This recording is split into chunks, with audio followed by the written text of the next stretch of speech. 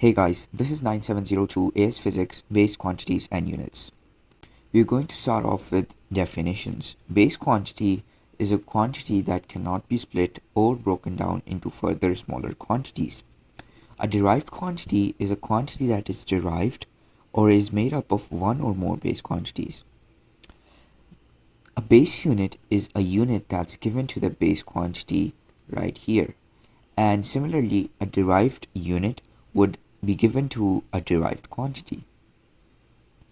Now, let me give you an example. This box right here is a derived quantity. Why? Because it's made up of atoms. These atoms are also derived quantity because these atoms are made up of protons, neutrons, electrons.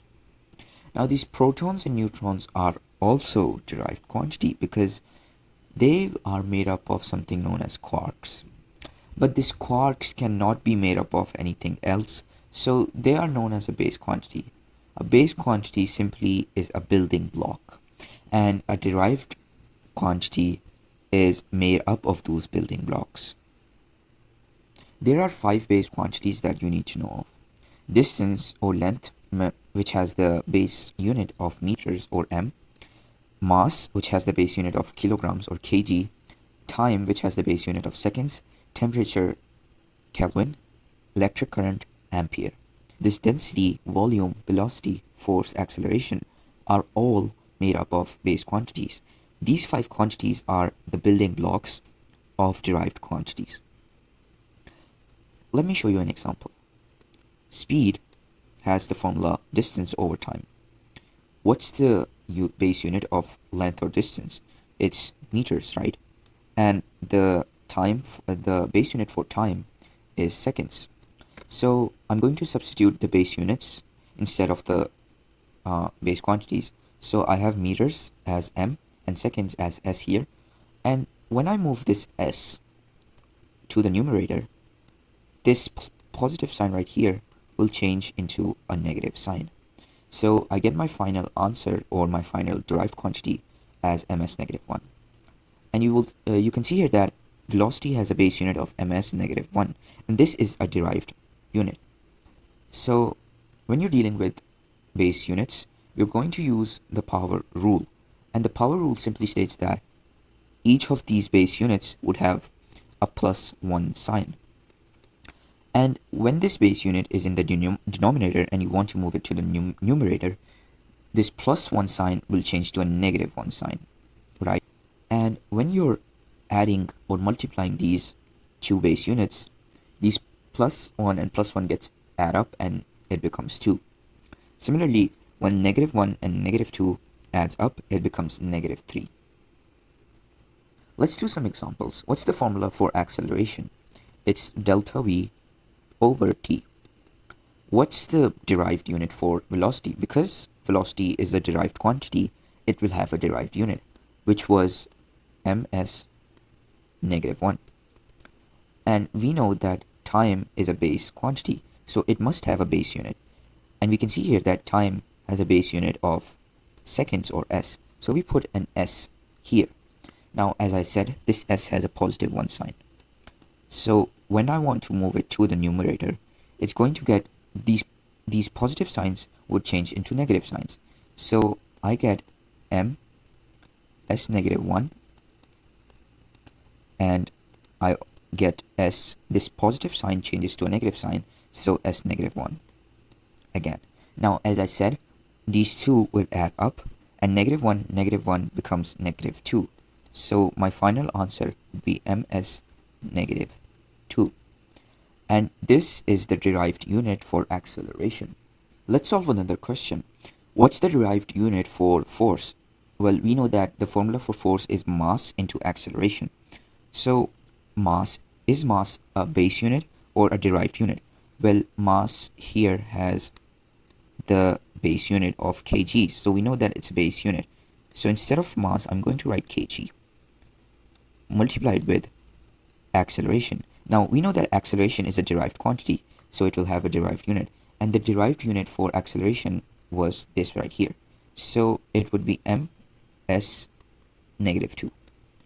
And can we add or subtract anything else. Do we have two similar base units? We don't. So this is the maximum we can break this down. So this is the derived unit for force, which is kg ms negative 2. Now let's do another one. What's the derived unit for work done? We know that work done has the formula of force into distance, and we just found out that force was kg ms negative 2. And we are going to multiply this by distance. Is distance a base unit or a derived unit? It's a base unit because it has a base quantity.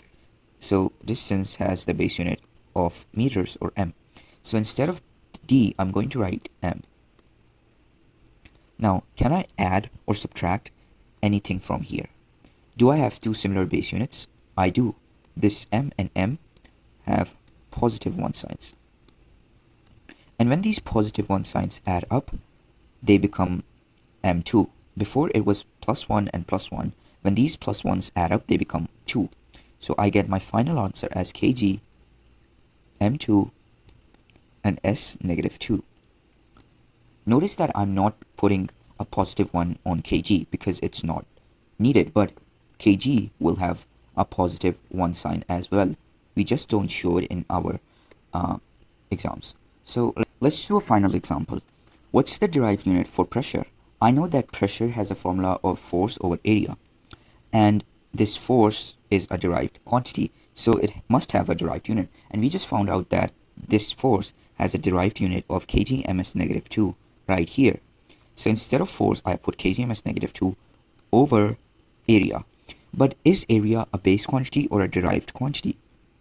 If this area is in these 5 base quantities, that means it's a base quantity, but it's not, right? So that means it's a derived quantity, and it's made up of these base quantities. So what's the formula for area?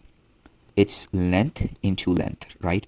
And I know that my length is a base quantity which has a unit of m. So instead of length, I put m into m, and these m's have positive 1 signs. When these positive 1 signs add up, they become m2. So my derived unit for area is going to be m2. So instead of a, I'm going to write m2. Now this m2, when it goes to the numerator, this positive 2 becomes negative 2. So I get my final answer as kg m s negative 2 m instead of positive 2, it becomes negative 2.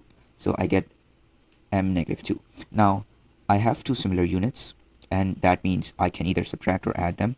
So this positive 1, negative 2 becomes negative 1, right? So I get my final answer as kg m negative 1 plus 1 negative 2 equals negative 1 and s negative 2. So the derived unit for pressure is going to be kg m negative 1 s negative 2. Let's end this class with a past paper question, which is prove that power equals to kg m2 s negative 3. I know that the formula for power is work over time, right? It's the rate of doing work, so work over time. And what's the formula for work done? And what's the formula for time? Well, first of all, is time a base quantity or a base unit? It's a base unit. Therefore, it will have the sign s for seconds. And my work done, is it a derived unit or a base unit? Well, it's derived from base quantity, so it will have a derived unit. And we found out that work done has a derived unit of kg m2 s negative 2. Now, when this s, which is positive, right, it has a positive 1 power. When this moves to the numerator, this positive 1 sign becomes negative 1. So I get kg